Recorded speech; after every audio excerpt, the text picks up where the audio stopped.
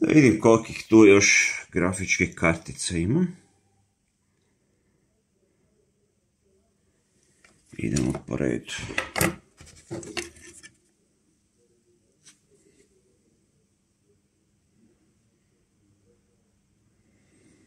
Ovdje ne piše što je.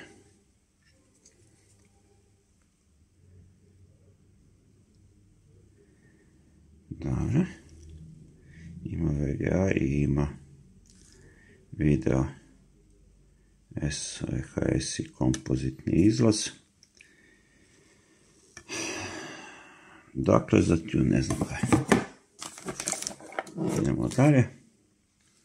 Ali je sigurno AGP 4, možda i 8 puta, što se vidi po ovim utorima tu. Ovdje se vidi S3 Trio 86C368 8 MB memorije. Evo i tu piše 4 MB. Dobro, budemo i to isprobali.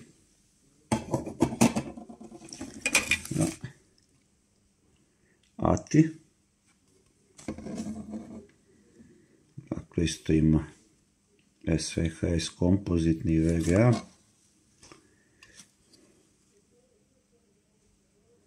ATI Rage Pro AGP 2 puta.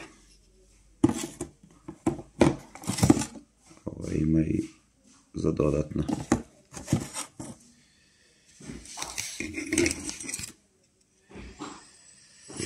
Još jedna. Kaj piše? Aha. TNT2 M64 s 32 MB. Samo AGP. I ova. Isto je AGP 4 puta.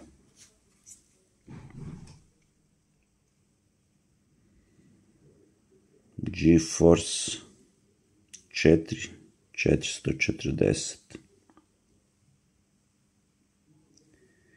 64 MB. Ta već ima i DVI, SVHS i AGP. Evo.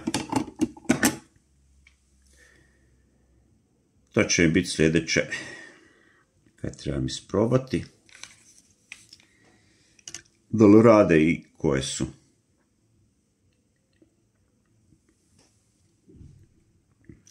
A ovo je jedna starija mrežna kartica koja ima i ovakav BNC priključak. D-Link bazirana na RTL 8029 AS. Vjerojatno je 10 megabita. Eto.